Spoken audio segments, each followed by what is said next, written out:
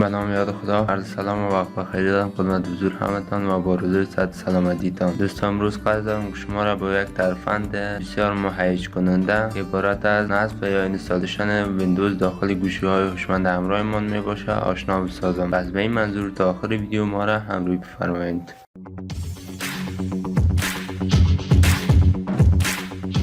سلام، اگر به چنل ما تازه پیوسته اید و این ویدیو را تماشا می کنید لطف نموده چنل ما را سابسکرایب، ویدیوهای ما را لایک، کامنت و شیر نمایید. یک بار دیگه شما را خوش آمدید میگم دوستان. به خاطر از اینکه ما شما بتانیم ویندوز داخل گوشی های هوشمند همراه خود انستال کنیم، ما شما از یک اپلیکیشن یا لانچر به نام ویندوز لانچر استفاده میکنیم. شما در قدم نخست وارد گوگل پلی یا پلی استور تان میشوین و بعدش هم در قسمت سرچ باکس شما تایپ میکنین کامپیوتر لانچر و قسمت شما مشاهده میکنین که نرم افزار برای ما شما نشان میده. و بعد از اینکه ما شما دریافت کنیم بالای کلید انستال شما کلیک میکنیم و لحظه صبر میکنیم تا اینستالیشن نرم افزار ما به اتمام برسه. و همچنین نگفتن نباید گذاشت که شما این نرم افزار را میتونید با استفاده از لینکی که در دسکریپشن ویدیو که فی الحال مشاهده میکنید نیز به دانلود آن اقدام کنید. خب دانلودینگ نرم افزار ما به اتمام رسید. فی الحال لحظه صبر میکنیم تا اینستالیشن نرم افزار ما نیز به پایان برسه. خب دوستان بعد از اینکه اینستالیشن نرم افزار ما به پایان رسید از قسم شما میتونید بالای اوپن نیز کلیک کنید. اما از آن استفاده نمیکنیم. شما هم بتون اسمارتفونتان یا هم کلید خانگی یا بزرگ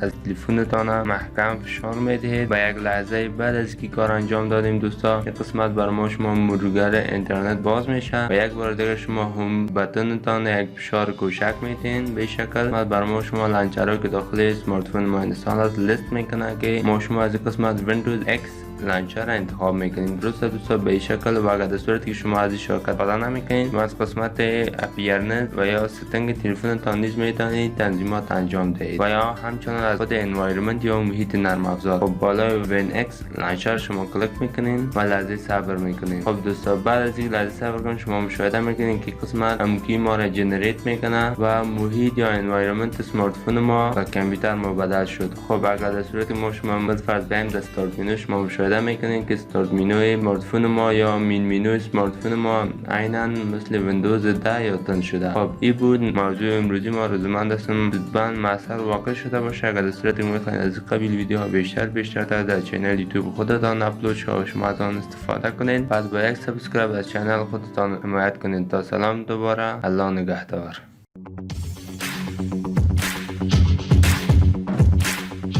سلام، اگر به چنل ما تازه پیوسته اید و این ویدیو را تماشا می کنید لطف نموده چنل ما را سابسکرایب، ویدیوهای ما را لایک، کامنت و شیر نمایید.